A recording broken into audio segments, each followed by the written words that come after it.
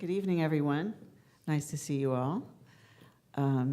I've been looking forward to this night for a while. In fact, I've been trying to make this night happen for a while with John. I've been encouraging him to put on a concert of all his extraordinary original material, and I'm really glad that he finally decided to do that. His mother is happy. And that's what it's all about, right? So actually, the band could come on out if they want to get set up there. They're hiding in the hallway. You guys can come out. He does have a band, but I'm gonna keep talking here. So what I wanted to say is that in my job as the chair of the California Jazz Conservatory, I have contact with many, many students. I have many of my own students. We've got many vocal teachers and classes, and it's just a really vibrant scene. And John, I don't know how long it's been, 8 years? About 8 years that he's been in my class, my evening class. It's called the Contemporary Jazz Singer. And I've just watched him blossom. He is a really fine musician. He went to Berklee College of Music and got a degree as in the jazz program there. So he knows his stuff. I think he took a little break for a while. Maybe he's going to tell you all this. I don't know, but I'm telling you anyway. You'll hear it again maybe. But all to say is that it was great when he decided to start singing again and come to the school. And I've just had nothing but pleasure working with him. Also, I was telling his mother that if I need to come up with a recording by a certain artist, or if there's a song and I want to know who recorded it, he knows. Yeah, he's encyclopedic that way. So he knows a lot about a lot of things. So without further ado, Jon Rosenthal.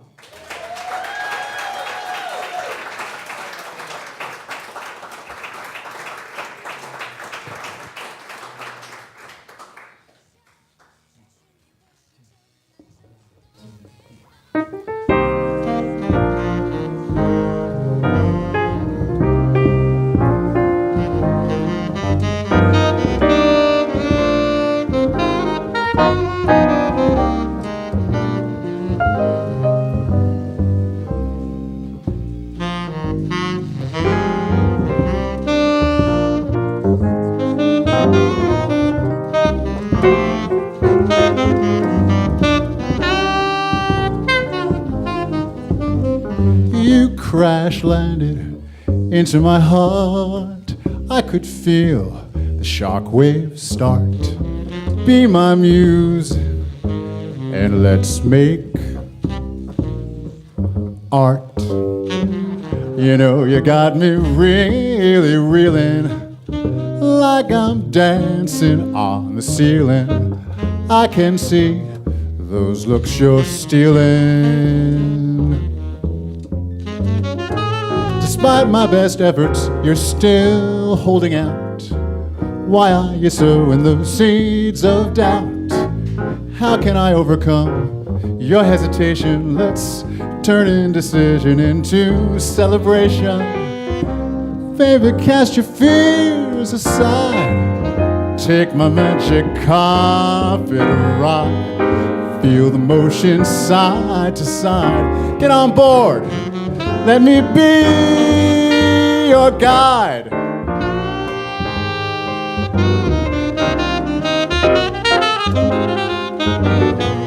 I'll take you places you've never been, around the world and back again. I won't stop till you say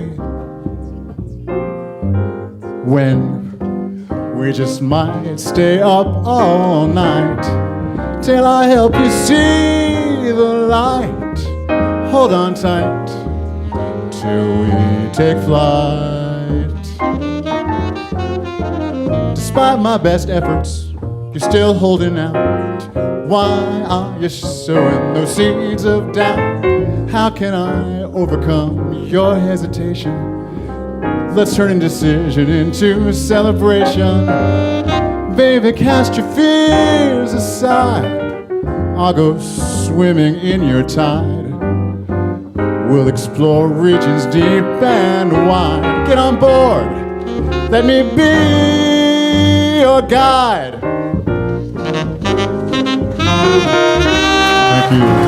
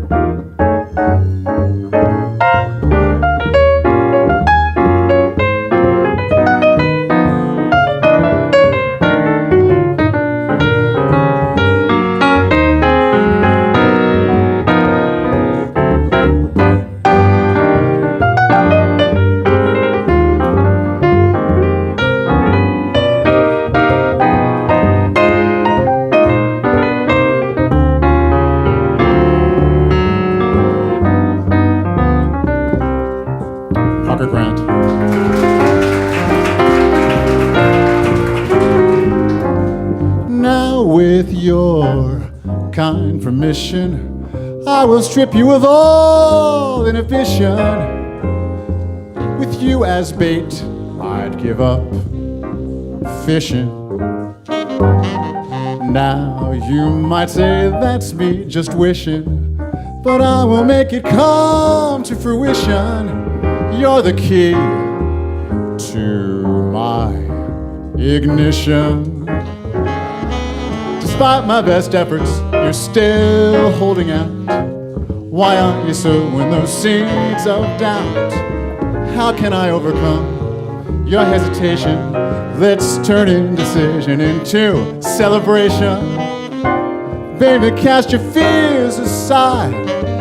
Bear it all, no need to hide. My credentials are bona fide. Get on board, let me be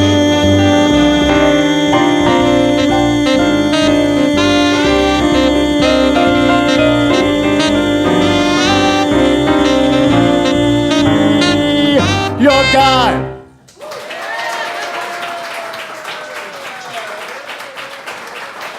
Wow, you know how to make a guy feel really welcome. Oh, I'm so glad to be here with all of you to celebrate tonight.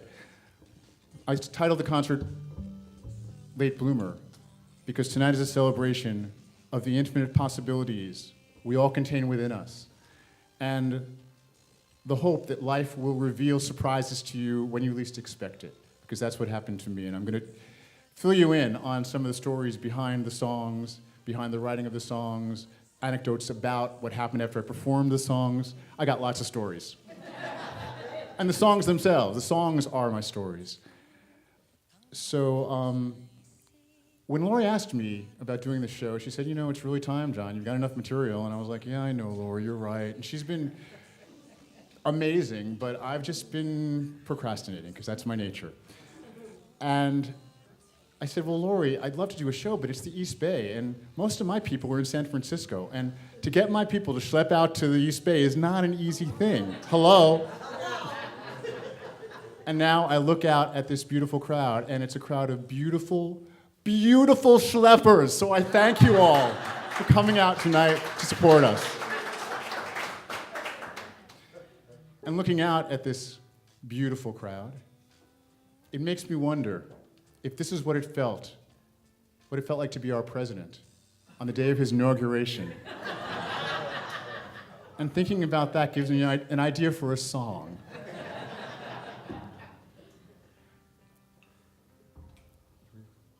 One, two, three, four.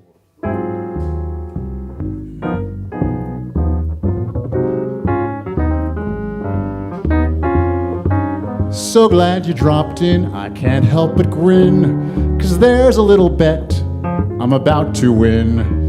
Can't wait to tell my friend Lin-Manuel. Tonight I will outsell some show called Hamilton. Just look at this crowd, so huge, I'm so proud. There must be 50,000 of you cheering loud. That's an alternative fact. My math's not exact. I always love to add, but never to subtract. As a matter of fact, my numbers are backed by a team of experts, and they're all completely whacked. While working in fashion, I met Kim Kardashian. Attention and media mention are her passion. It was quite the menage a trois. It was just Kanye, Kim, et moi. She was wearing scanty panties and a see-through bra. I couldn't help but stare at her prominent derriere, but I swear and declare I saw no butt implants there. That's an alternative fact. She bought what she lacked. Enhancing what you're born with gives you more impact. But I must act with tact. They made me sign a contract. And if I tell you more, I'm likely to get whacked.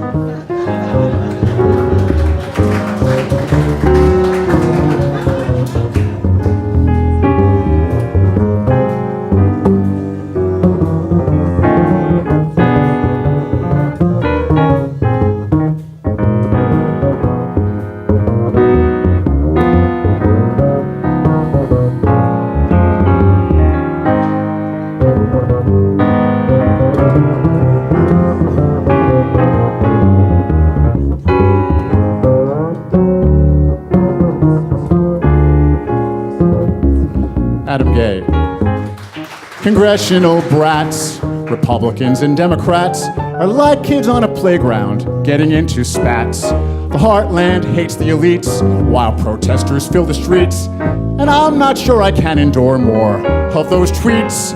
The president jokes climate change is a hoax, invented by various and nefarious Chinese folks. That's an alternative fact. Scientists react. The melting of the polar ice caps has been tracked. Russia cyber attacked. Now our email's been hacked. I hear the Liberty Bell in Philly is now completely cracked. Though Sean Spicer might be nicer, still I have to say, for your amazing use of language, thank you, Kellyanne Conway.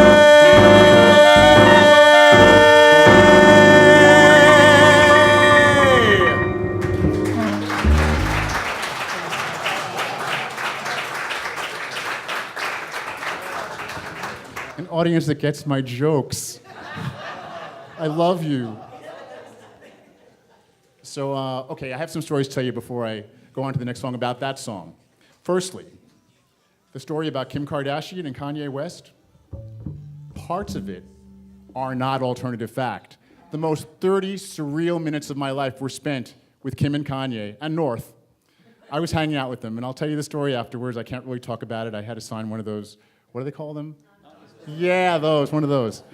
But I have a funny story to tell you about my mother, because she's here tonight, and okay. I didn't think she was capable of surprising me, but she really surprised me. I sometimes share my lyrics with her ahead of time just to kind of get a sense of whether they're going to go over well. And I thought, these are a little racy, so I don't know how she's going to respond. So I got to the line, it was quite the menage a trois. It was just Kanye, Kim, et moi. And she blurted out, huh, you wish.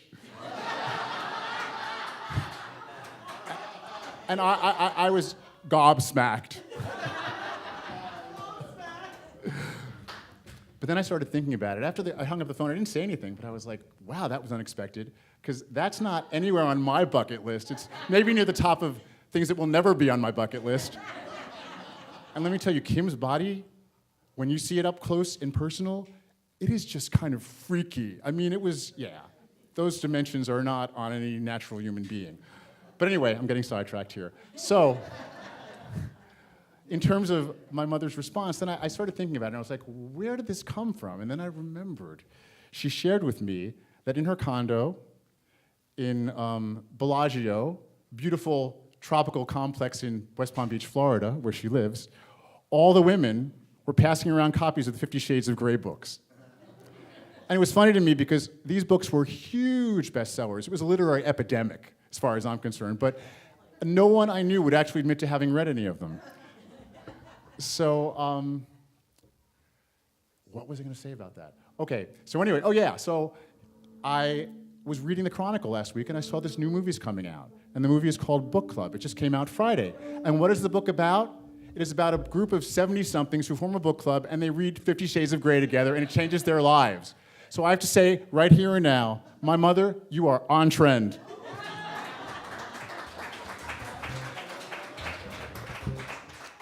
So while we're talking about things erotic and sensual, that's appropriate for my next song. It's a great segue. I decided I wanted to write something a little more erotic and sensual, and in my mind, that takes me automatically to Brazil and the beautiful, sultry tones of the bossa nova. So this is my first and only bossa nova up till now. I call this song Brazilian Dream. 1, 2, 3, 4.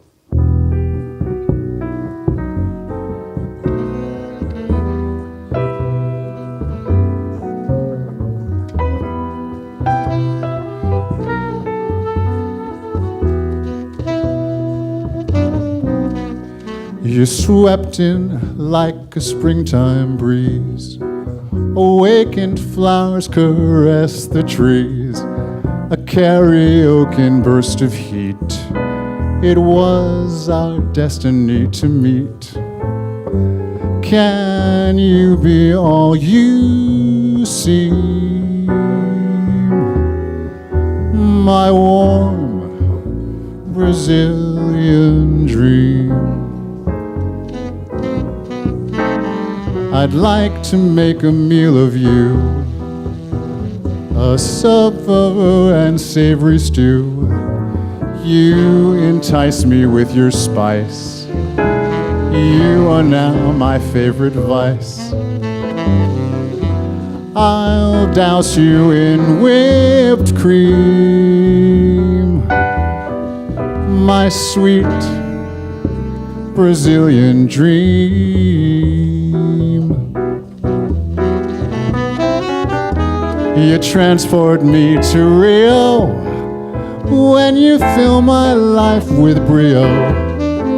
You stole my heart and now you're gone, but for you I'd swim the Amazon.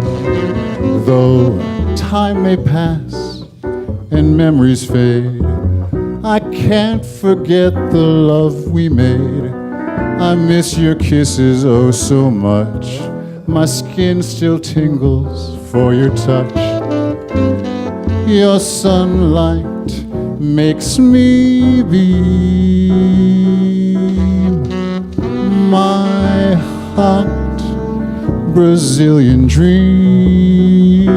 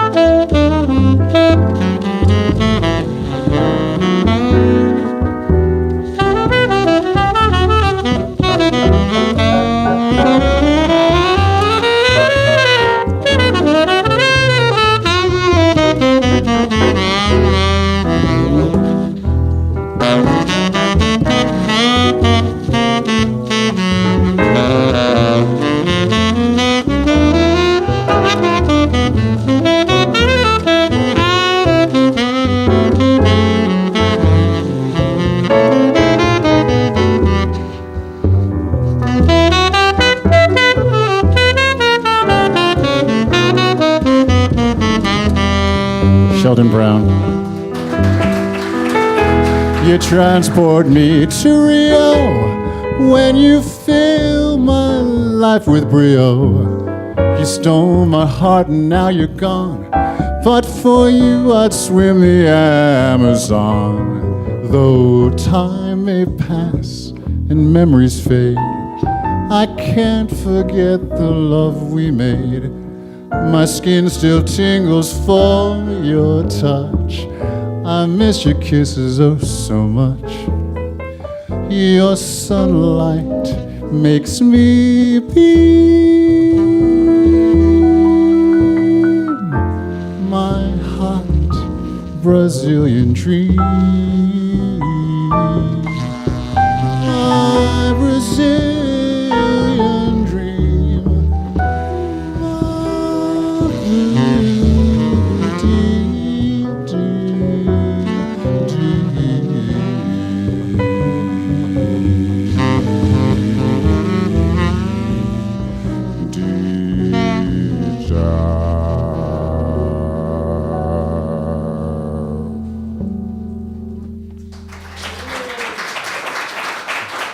Thank you very much. I'm gonna wet my lips because I have a story to tell you.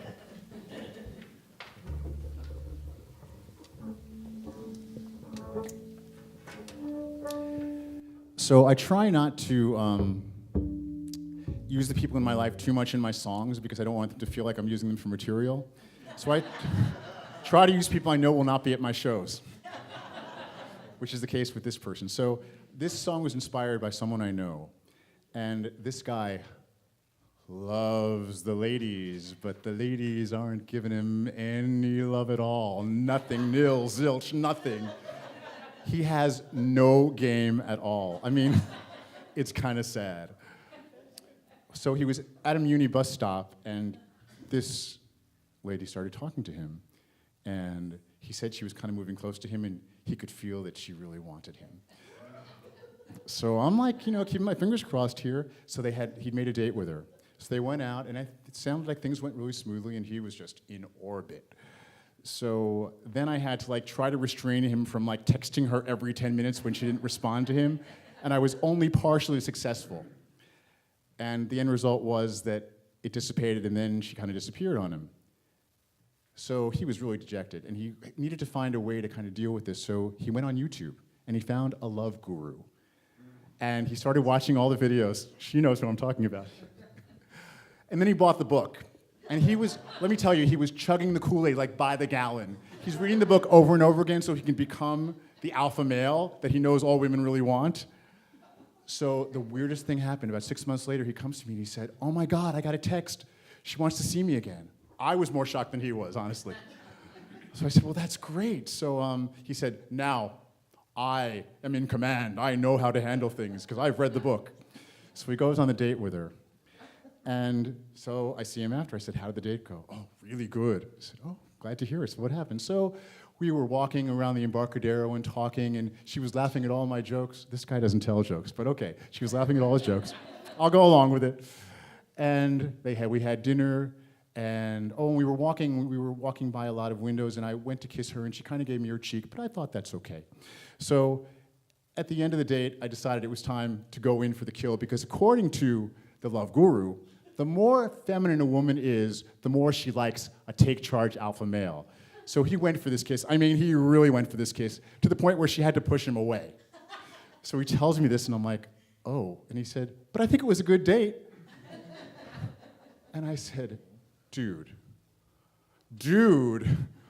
we gotta talk.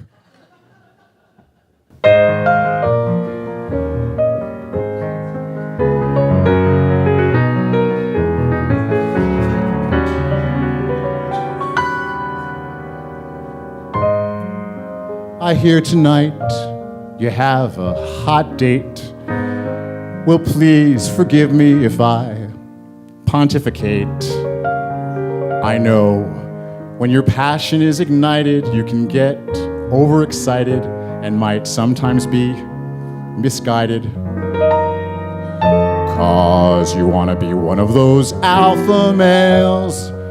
But before you go off the rails, here's my advice, and it never fails.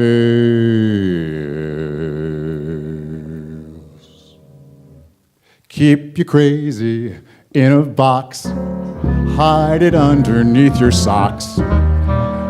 Don't make her think you're bonkers. Remember, it's the confidence that conquers. Keep insanity at bay. Don't be going all cray-cray. Don't let the pressure make you loony. Tap into your inner George Clooney. I'm your friend, and trust me, I don't want to lecture. So promise me that you will never, ever sext her. Keep your loco side in check. Don't you be a nervous wreck. Don't be acting like a fool. Be the epitome of cool.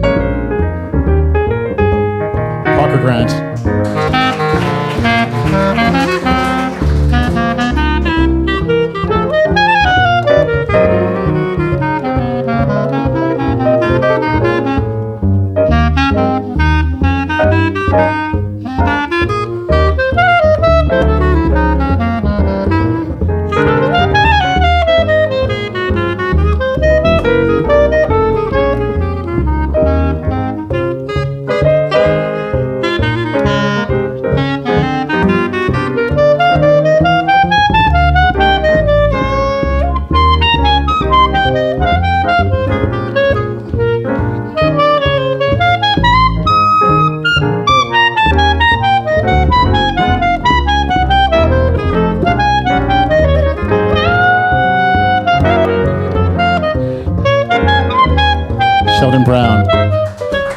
Keep you crazy in a box. Be as stealthy as a fox. Don't you be mad as a hatter. Try to live your life mind over matter. Keep your loco side in check. Don't you be a nervous wreck. Don't be more cuckoo than a clock. Show her that you're solid as a rock. You're a shy guy, and I know you're not much of a talker. But if you over-text her, then she'll think that you're a stalker. Don't be certifiable. Can't you be reliable? Come on, buddy, what's the deal? Are you one fry short? Are you one fry short? Are you one fry short of a happy meal?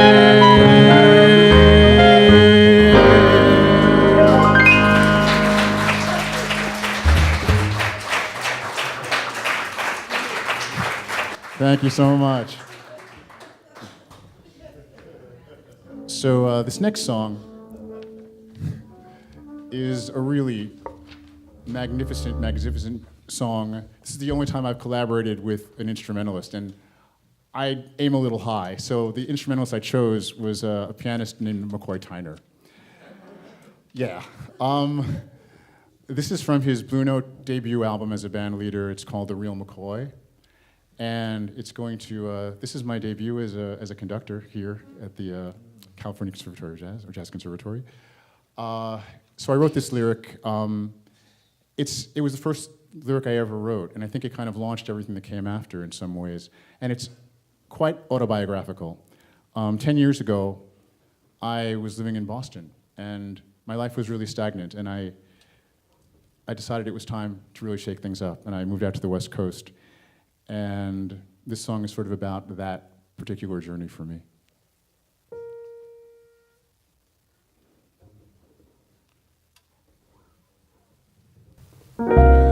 I always dreamed I'd find a lasting peace of mind.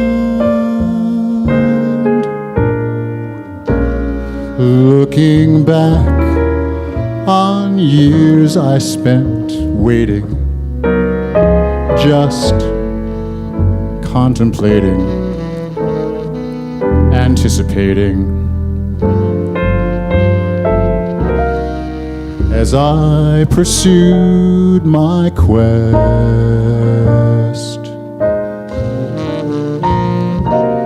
It brought me east to west.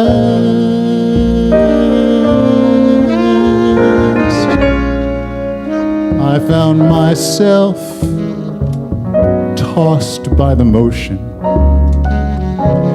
ocean to ocean,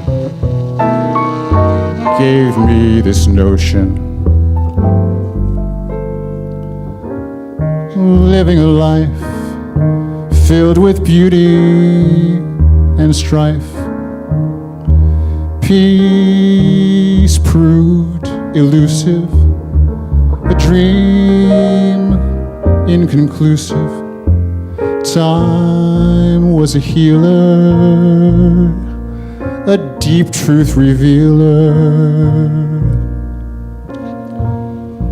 Then I asserted my choice,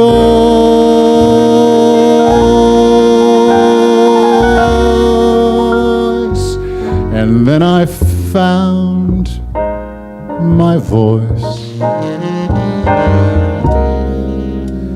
A reason to rejoice.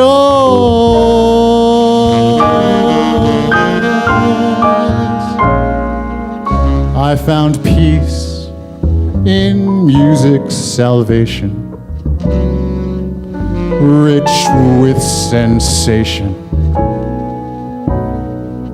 such pure elation.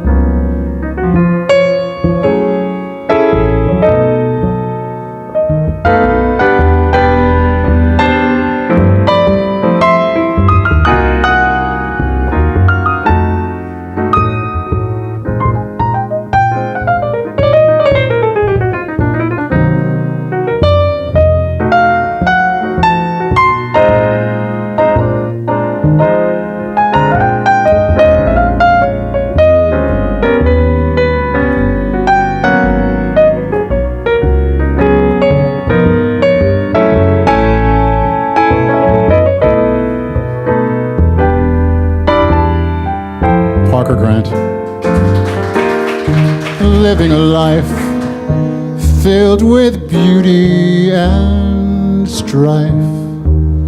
Peace proved elusive, a dream inconclusive.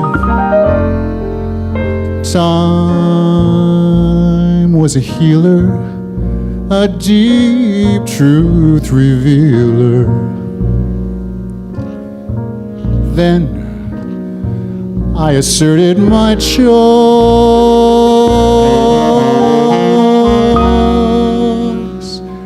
and then I found my voice,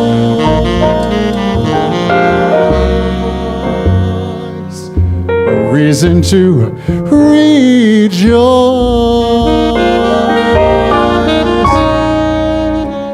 I found peace in music salvation, rich with sensation, such pure elation.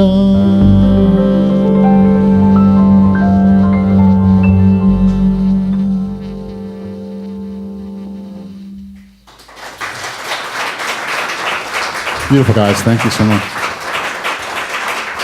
I want to take a moment to introduce these fine, fine musicians and gentlemen who have been inspiring me with their creativity and their artistry for the last couple of weeks. Parker Grant on piano, Adam Gay on acoustic bass, and on clarinet and the saxophone, Sheldon Brown.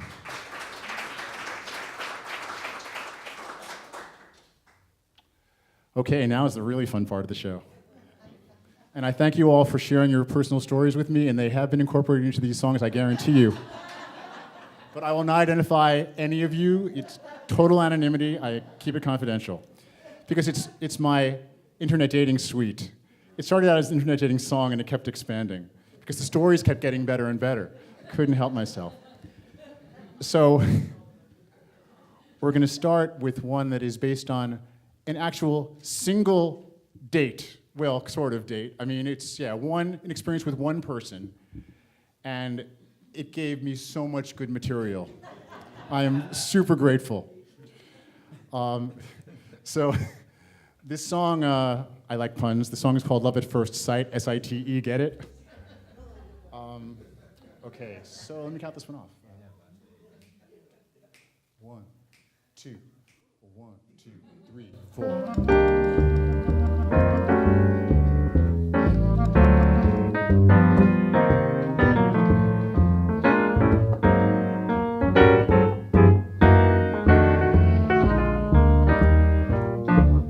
Are you an apparition or are you real? You had me on a mission to seal the deal. I thought I was heaven bound, now I'm in the lost and found, searching for a vestige of you.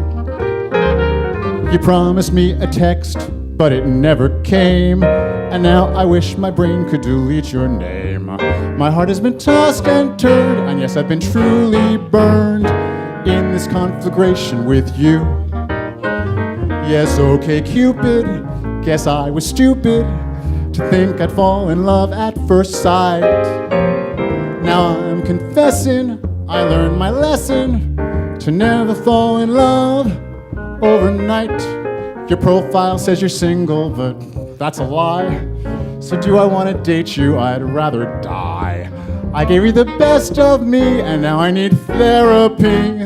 Freud would have a field day with you.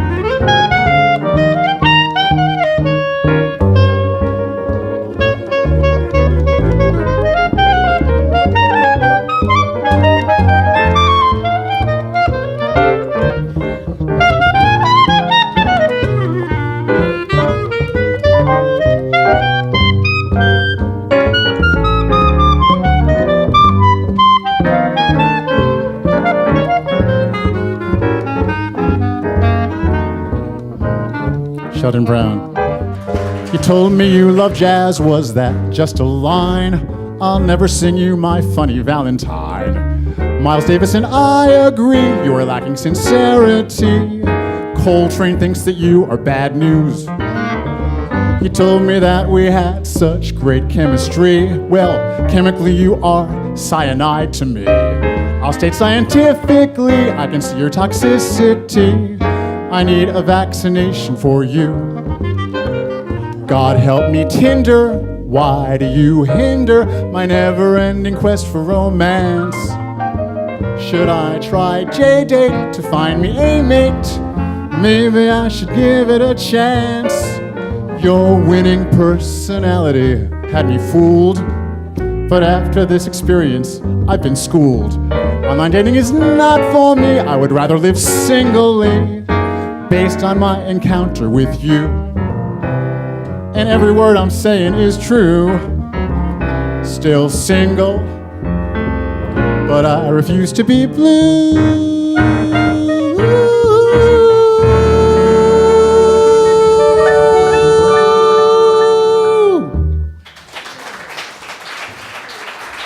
Thank you so much. So it's only uphill from there. So I thought I would balance it with the opposite side of the coin. I thought maybe it's time to try an alternative website for meeting people. Now, this is a website that's had some tawdry implications associated with it, but I assure you that my intentions were of the purest nature. So some of you have heard of a gentleman named Craig Newmark. And those of you who haven't heard of him, you know who he is, because he founded a website that we all use called Craigslist. And so I kind of wrote this song as a Valentine to him to thank him for all the help I've gotten from his website. The song is called Looking for Love on Craigslist.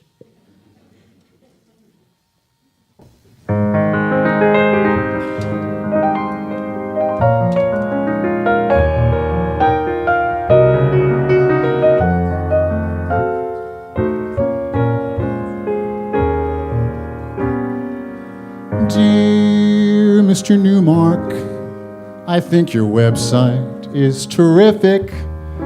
In fact, it has changed my life. Perhaps I should be more specific. I used your listings to find my house, and thank God it was rent controlled. So I thought, why not use them to find a spouse before I get too old? Was feeling lonely and sad, so I posted an ad looking for companionship. Then I questioned my choice. I heard my inner voice say, man, you gotta get a grip. Just posting online, exude desperation. Just surfing online, increase isolation. Why give myself an interrogation? I gotta stop all this self-flagellation. You hit me up, said can we meet at some place quite discreet? I said sure, let's get a hotel suite. You said, whoa boy, whoa, could we please take it slow? I said sure, let's go out to eat. Checking your photos out made me so dizzy, I guess I just couldn't wait to get busy. Your smile is like champagne, all sparkling and fizzy. You had me worked up into a tizzy.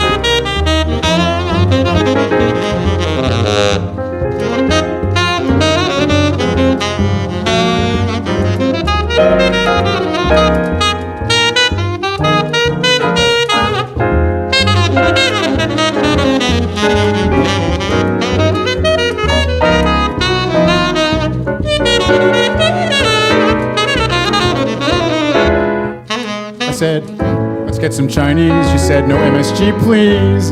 I'd like authentic Cantonese. So I sought out some help from my best friend Yelp. We ended up at Mama G's. I'd never been there, hoped we wouldn't get toe main. The truth is, I fell for you while eating lo mein. I've had dates from hell, but they say no pain, no gain. You lit my fire like a straight hit of propane. Now has my life really changed, or am I just deranged? I just don't know what to think. When something happens this fast, could it possibly last? Did you put something in my drink? I've lived a quiet life of moderation. Then I took a bite from that tree of temptation. Feelings this strong just defy explanation. I guess this is what they call infatuation.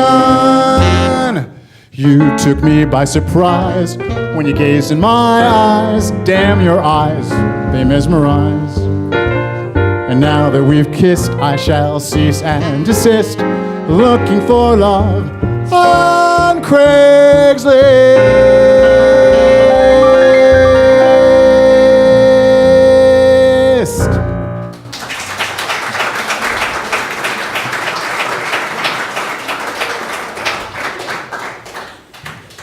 So that was the happy song. And now we're going to another sad song. But this song is about something that a term some of you may be familiar with. If you're not, I wanted to fill you in on it. It's called ghosting. And to me, it's like one of the most horrible things a human being can do to another human being. So basically what happens is someone is dating someone else and the other person just disappears from their lives, cuts off communication, blocks them from being able to contact them in any way at all, with no way of any kind of closure or any sort of way of processing what happened. And that's one of those things that really disturbs me. Like a lot of stuff I can handle, but that is the kind of thing that would hurt me very deeply. So it inspired me to write a song about it. And I connected with the song because I wanted there to be hope. I didn't want to end on a down note because that's just not my style. So I'm singing it in conjunction with one of the most beautiful ballads ever written, Ella Fitzgerald's favorite song to sing, and that's Saying Something, because she sang them all. This is it's a song by Billy Strayhorn called Something to Live For. 1, 2, 3, 4.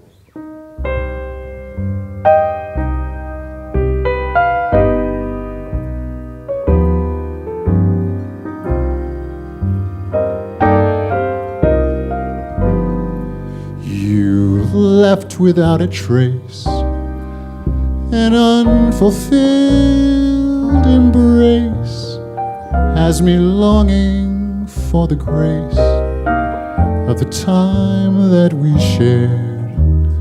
Connections lit a spark, burning embers in the dark.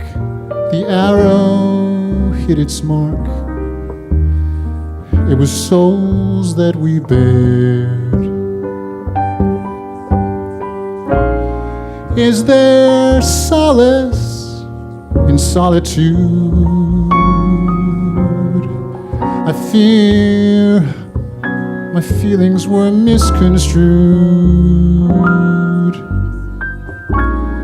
What's the sense in sensitivity? Did I open my heart too easily, where passion found its place? There's now an empty space. Please help me to erase the loss of something so rare.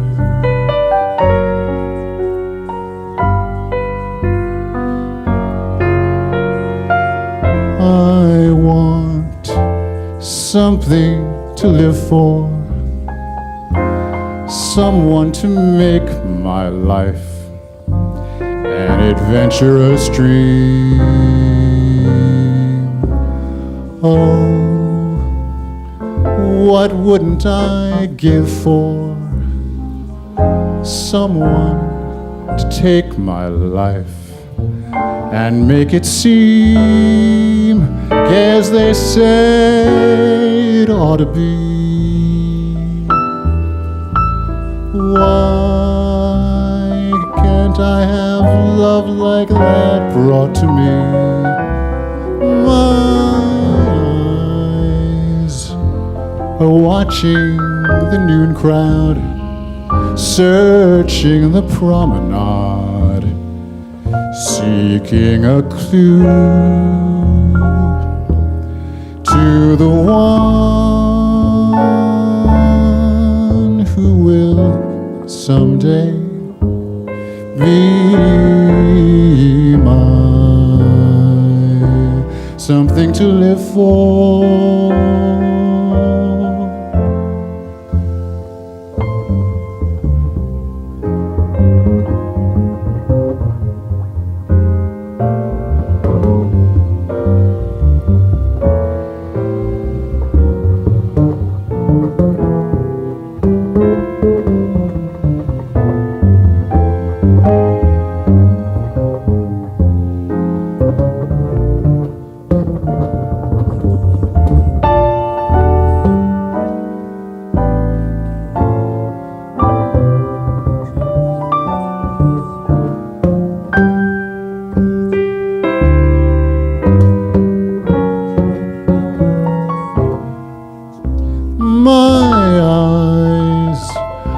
Watching the noon crowd, searching the promenade, seeking a clue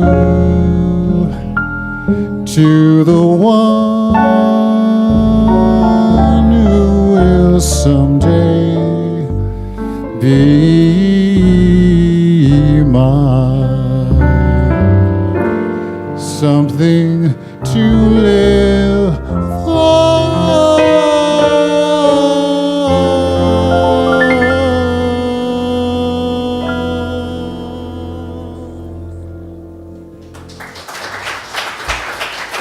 Thank you.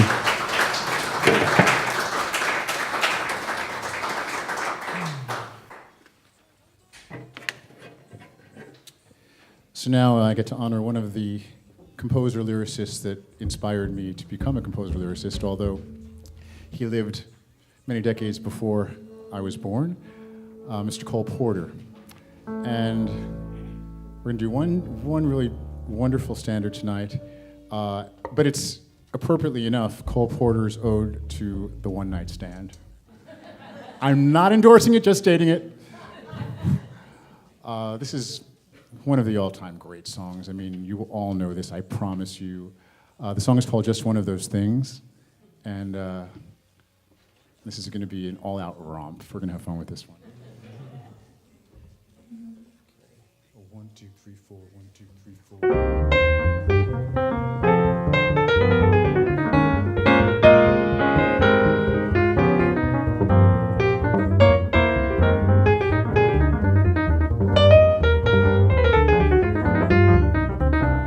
Just one of those things, just one of those crazy flings, one of those bells that now and then rings, just one of those things. It was just one of those nights, just one of those crazy flights, trip to the moon on gossamer wings, just one of those things. If we thought a bit about the end of it when we started painting the town, we'd have been aware our love affair was too hot not to cool down. So goodbye, dear, and amen. Here's hoping we meet now and then. It was great fun, but it was just one of those things.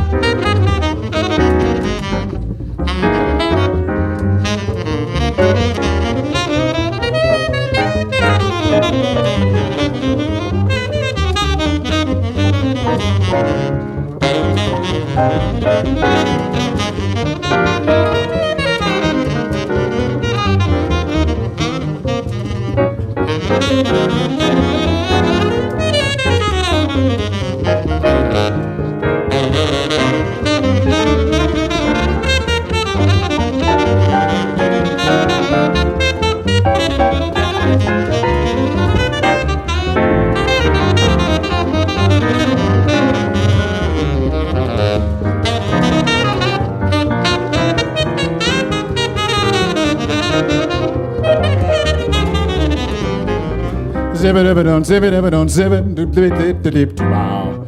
Zip bum bum ba dip dip do bum bum ba dip da do dip do bum ba dip bip bip bip bip dip dip bum ba dip dip do you ba.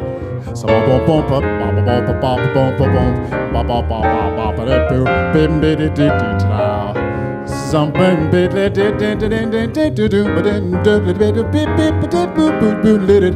So bum did ya did ya did ya did ya did ya did down down. Some better do bop dip bip bit do bip bip bip boop boop bit do bang bump ding bop boop bang bop dip boop bump bump dip boop bang bang dip do and then dum dum dum they don't dum they don't dum they don't dum they don't dum they don't dum bip bip bip bip.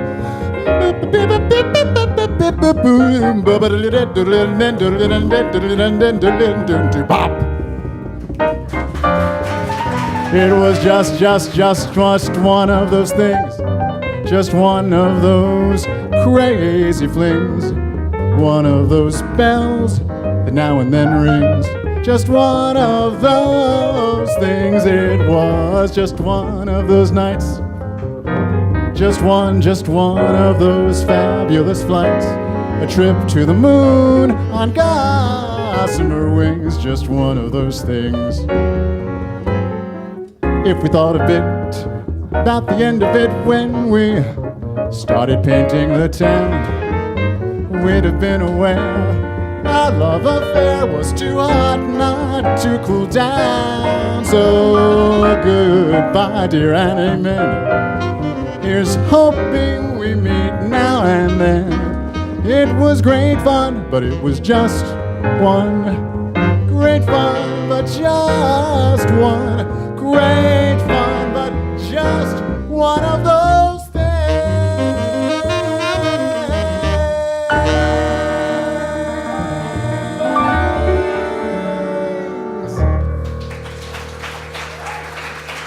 Thank you very much. Thanks, guys.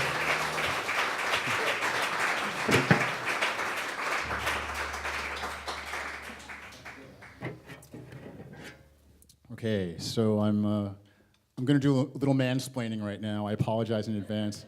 And I really try to be a PC guy, but every once in a while, the New Yorker in me comes out. I just can't stop it. I'm sorry. So it's funny, I had written this song, and I ran the title by a number of people I know who are really well-read, very hip, aware people. I use the word hip. I have to point out why I'm using that word. So I said, are you familiar with the term woke? And I hear it all the time because I listen to podcasts 24/7. But a number of people said, either, no, I don't know that term, or I've heard it, but I'm not really quite sure what it means. So because I wrote a song about it, I have to explain. So the term woke, it originated in the African American community, and it was relating to someone who was really had their pulse on what was going on racially in this country. And the meaning has expanded over the course of the last couple of years to include people who are very connected to what's going on socially, what's going on culturally. So even though it's of African American derivation, it's generally used describing African American people, it's now entered the general vernacular. Now, I wrote this song, the original concept for this song came up because there was a song written by two of my very, very favorite composer lyricists, a man named Dave Frischberg and someone we just lost last month, Bob Doro. And those two brilliant musicians collaborated on a song called I'm Hip. And it was a very affectionate takedown of the smug hipster, and it was just impeccably done. Now, I wanted to do a new version of that song, but hipsters just don't really intrigue me at all. I mean, how many jokes can I make about bad facial hair, really? It's just, there wasn't a lot there. So I decided that being in Berkeley all this time has given me lots of inspiration. And I love my Berkeley people, I love my West Coast people, but they give you a lot of material sometimes unintentionally. I'm gonna give an example. I wasn't gonna say this, but I've got a couple of friends here who, very special friends, who I met through a movie group that I joined when I came to San Francisco. And I was hosting. It was my first time, and I was a nervous wreck. I had to cook for 12 people. I knew they were going to be inspecting like the dust particles in my house because they all had these beautiful homes, and I had a more modest home. So anyway, they came to the house. Everything went really smoothly until someone said, where do we dispose all of the, what's the term for food items? Compost. Yes, where's your compost? And I said, oh, I don't have a compost. You don't have a compost? You know, that's against the law. And I was like, are they going to send Scott Pruitt after me? Because I don't think so. But this is when I met the PC police. So this is one of the things that really inspired this song. Now, I jab very affectionately because I actually love these people. The thing about it, so I finished this song, I thought I'd finished it, but I knew it wasn't quite done yet. And what happens when you're in a writing process is sometimes you know that the song is leading you somewhere and you're not really sure where, and you're just trying to kind of give it time to really tell you where it needs to go. And I woke up in the middle of the night, out of a dead sleep one night, and it was like eureka. And I grabbed a piece of paper and I jotted these notes down. I thought my writing would be inscrutable, but the next morning I woke up and I read it and I was like, it's perfect. And because this song and what the lyrics address, it churned up a lot of stuff in me. And all of us were living in these divisive times. And if you try to be really engaged in what's going on, it's going to be turbulent for you. And so this kind of helped me get a lot of stuff out of my system. So this is kind of my therapeutic song. I thank you all for being my therapist. Some of you actually are therapists in real life, so it might not be that uncomfortable for you. The song is called I'm So Woke. 1, 2, 1, 2, 3.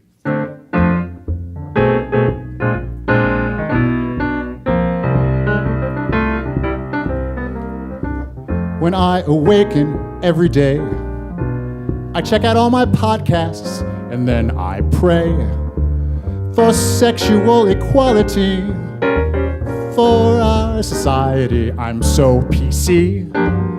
And when I'm cruising in my car, I get all my news from NPR. I have a diverse group of friends, and I am in touch with the latest trends. I want to be a social justice savior, so I joined the Me Too movement.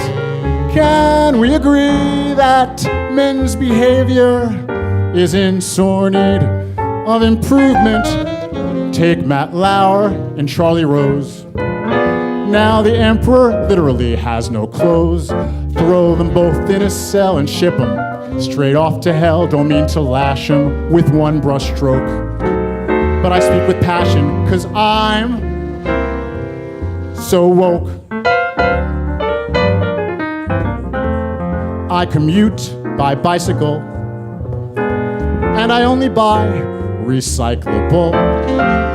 All my food's sustainable, and racial justice should be attainable. I'm upbeat, I'm never bitter. That's the reason Oprah follows me on Twitter. My brain's abuzz with all the chatter, and I do believe that Black Lives Matter. We've got to stop all the pandering to the lowest common denominator and put an end to gerrymandering. And we've got to do it now and not later. Look what happened in Charlottesville. Bigotry and hatred are with us still. Now, I know the deal. I'm not asleep at the wheel. No need to fix me, 'cause I ain't broke. Nobody tricks me, 'cause I stay woke. Through all the mirrors and smoke, we see the innocent choke. Can't we see the system's broke? So we owe it to the struggling mass, the ones we call the underclass, the voices silenced when they spoke, to all agree to be more woke.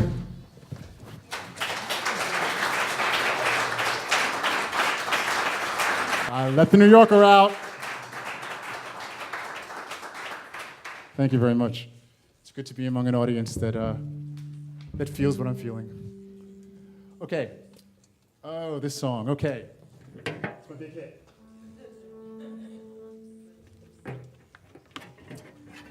Wow, this show is going by so quickly. It's like I'm in a dream. And you would all be my dream audience, trust me. So when I write all these songs, it makes my friends very curious, and my mother especially. So who is this song about? And who is this Brazilian person? And I mean, it's like, she's staying with me now, so now it's gonna be like for the next week, I'm gonna hear questions all day long. So I wanna address it here and now. I'm a private guy. I'm very reserved. You all know that, right? So if you try to get too much out of me, you're gonna get nothing out of me. But just to put all the rumors to rest, I felt like it's time for me to just declare myself here. So this is my song revealing something very intimate about me and a special, special relationship in my life.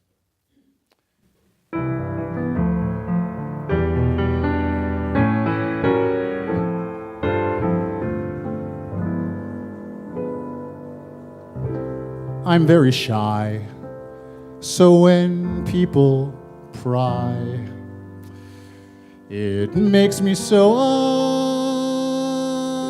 uncomfortable that I could cry. Then they ask me that dreaded question, the one I wish they wouldn't mention. Do you have a significant other? And no, we don't mean your mother. Then I stutter and I stammer and I mutter as they clamor for my answer.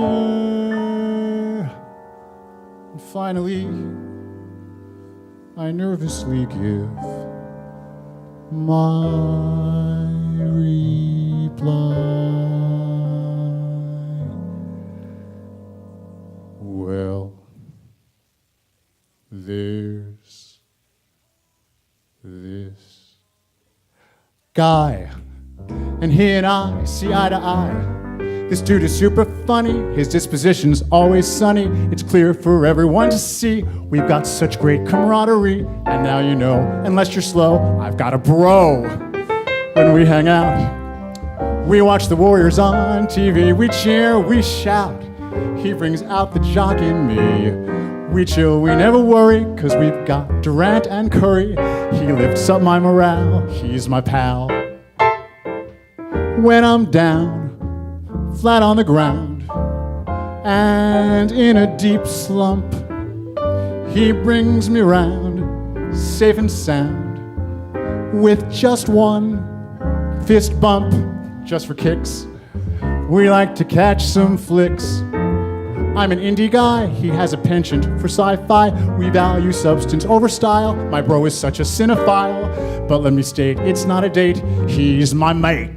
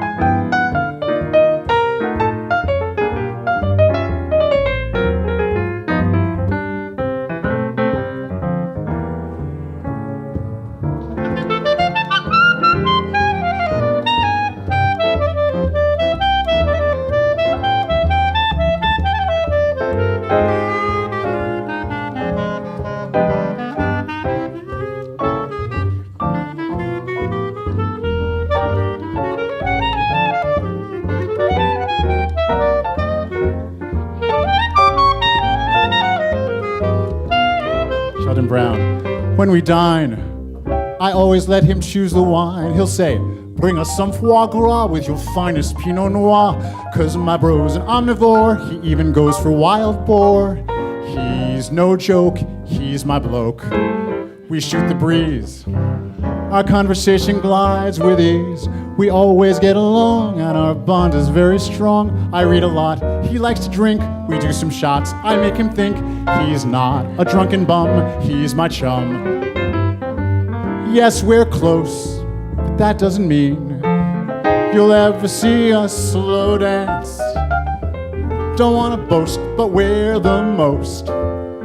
We've got the perfect bromance. I'm crazy about my bro, though I might not tell him so. It's not that I can't say it, I would rather just display it. Cause when something is that good, you somehow know it's understood. And that's just the way it flows between two bros.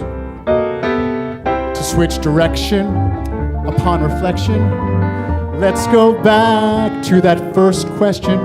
Do I have a significant other? Well, yeah, he's my brother from another mother. My buddy, my pal, my friend till the end. Of course, now you know I'm talking about my bro.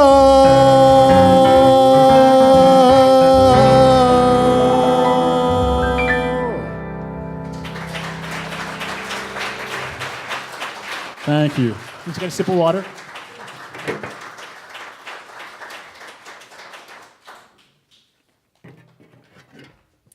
So I've been pretty restrained in terms of the chit-chat, but I'm going to more than make up for that right now. This is the official schmaltz section of the show. It's my chance to pay back. I feel so much gratitude right now. To my musicians. You guys have made tonight so spectacular. I can't tell you what it feels like to write material and you sit in your room and you write it and you don't know what it's going to sound like, and then you get great musicians and they elevate everything, and all of a sudden you feel like you have real songs that can stand up to the test. And these guys have done me such a beautiful service by lending their amazing musicianship and their kindness and their just wonderfulness as human beings to this music. So let me again thank them. Parker Grant on piano. Adam Gay on bass. Sheldon Brown, saxophone and clarinet.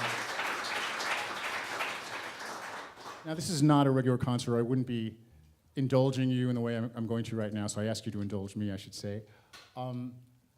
September 29th, 2010 was a day that I have to mark in my life because it was a very significant day. It was the day that I first set foot in classroom A across the street from here. I'd like to talk about the California Jazz Conservatory and my experience here because it's been just spectacular. I had spoken with Lori Antonioli, who introduced me tonight, and she had 3 sections, and she said, you know, I think you should do the Wednesday night section because it's a really nice group of people. That was the understatement of the year. Lauren Means, Rick Gordon, Madeline Butler, Swami. I don't know if you're here, Swami. I can't see you, but Swami was supposed to be here. Okay, well, and Beth Ward. Three of these people were in the crowd because these have become my friends for life. The environment was one like I'd never experienced in a classroom. We all just supported each other. We cared about each other. We nurtured each other. We just bonded in a way that doesn't happen when you're 20 years old in a college conservatory, because we all had gone through our hard knocks in life, and there was a sensitivity and a kindness that I got from all of these people, and that's why they're my friends now. And where do you meet 5 friends in a classroom in a random situation like that, and then 8 years later, they're here to support you.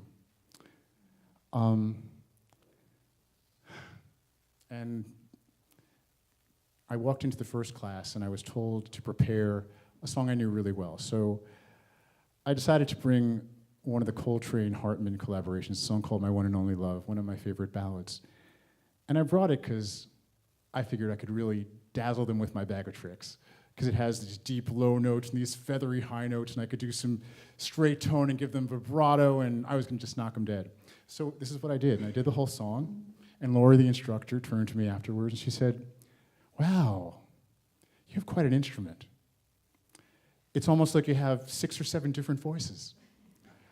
Let's say we try that song again, and let's see if we can unify them into one voice. And I was dazzled, because it was like she had X-ray vision. She knew exactly what I was doing, and that X-ray vision continued for the last 8 years. I can never get away with anything with Lori. Lori Antonioli, my friend, my teacher, my mentor. You've guided me every step of the way.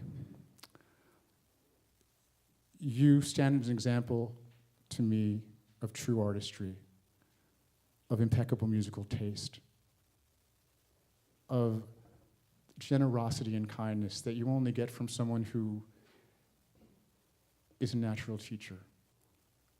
When I went to your house, you were like trying to give me, I remember I just went for just a private meeting with you, and you were just so wanting to give me everything you could, and I felt your genuineness, and it allowed me to open myself up and trust you in a way I'd never trusted a teacher before.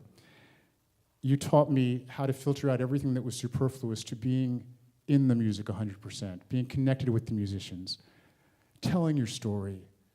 None of this filigree. It's not about what you can show off. It's not about how great your instrument is. It's about what you can communicate. And bit by bit, I'd have small breakthroughs and bigger breakthroughs and bigger breakthroughs, and my confidence was growing. And then I wrote my first lyric for the McCoy Tyner tune.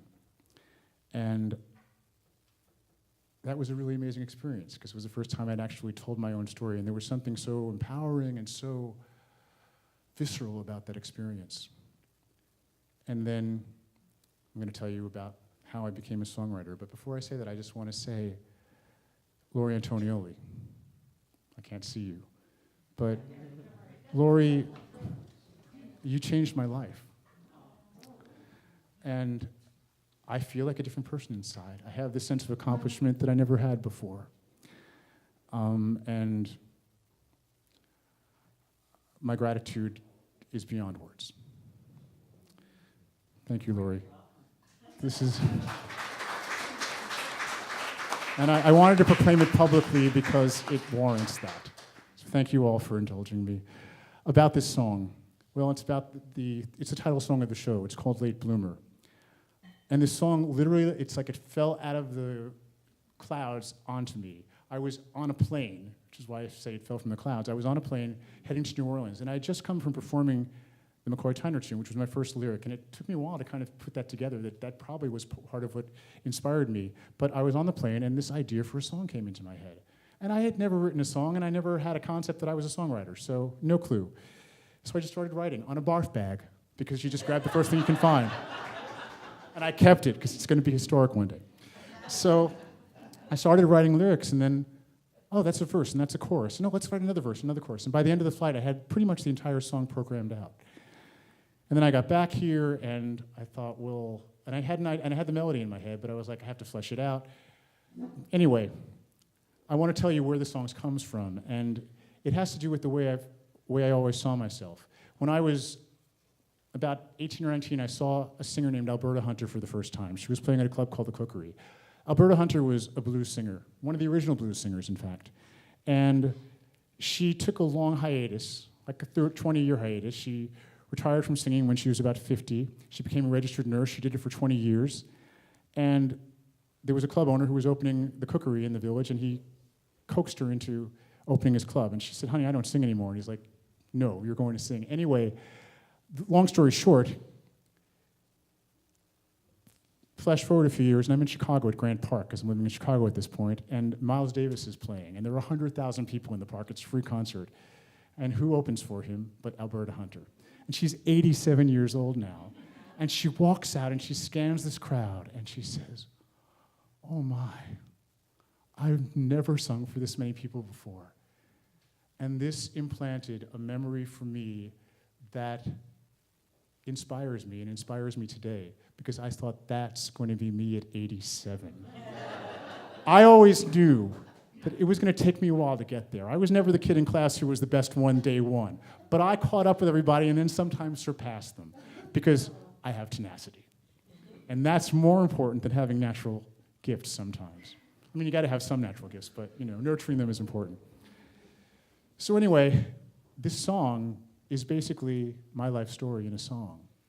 I don't think I'll ever write anything that's going to quite capture my philosophy toward life as this song does. I'm going to get a little more water and then we're going to sing it for you.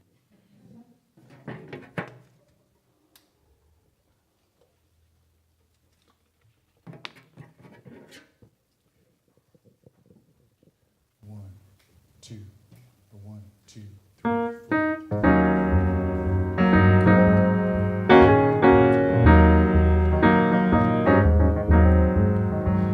I was late getting out of the gate. This made me fear it would be my fate to settle for mediocrity. But it was always so clear to me that was never my destiny, and that I would see my ascendancy. 'Cause I'm a late bloomer. I'm not a baby boomer. Please disregard that rumor. Just a late bloomer. I hear 50 is nifty. Can't wait till I get to 60. I'm a late bloomer. For all that I may lack, I finally got my six-pack back.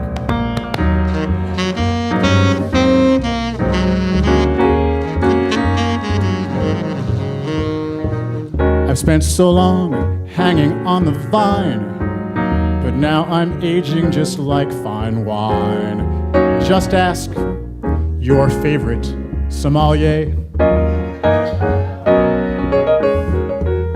I guarantee you that he will say that my bouquet improves day by day in a mellow and tasteful way. 'Cause I'm a late bloomer. I'm not a doom and gloomer. I've got a sense of humor. Just a late bloomer. I like to live carefree. Don't you wanna hang with me? I'm just a late bloomer. I'm tired of being single. Now I'm ready to commingle.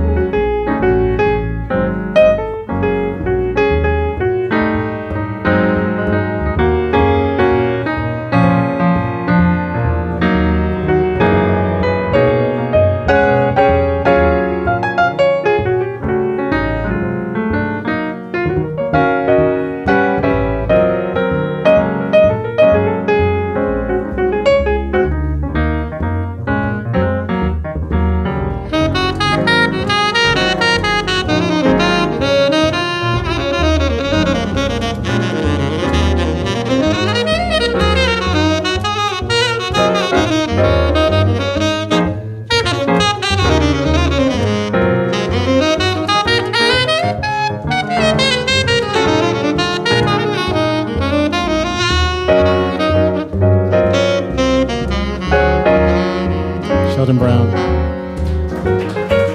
I've been proceeding at my own pace.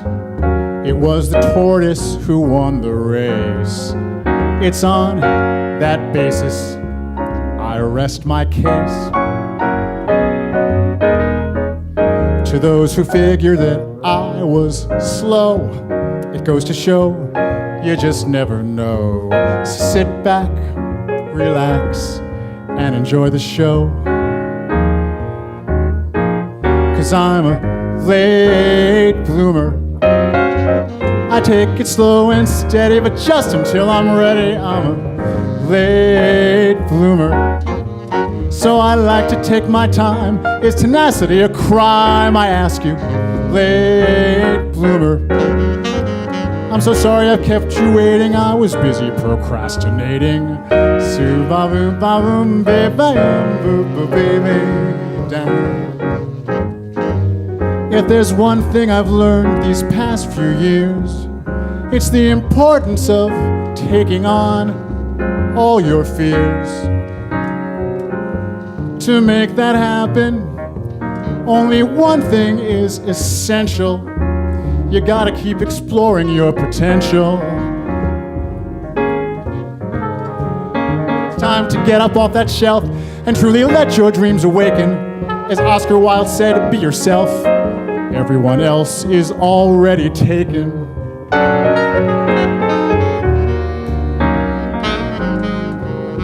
Now I'm here to state it's never too late. The fact is you dictate your own fate. And in time you will find those things that set you apart can then be transformed into art. But enough philosophizing. Let's spend our lives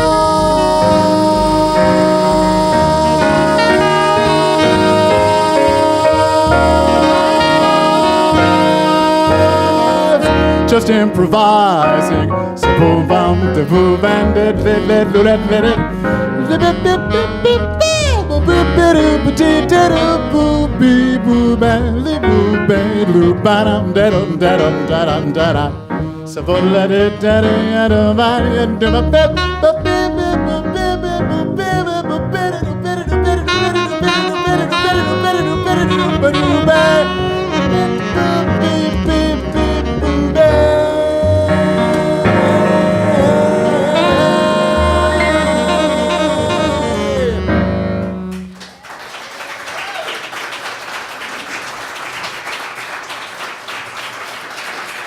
Thank you so much for sharing in this celebration.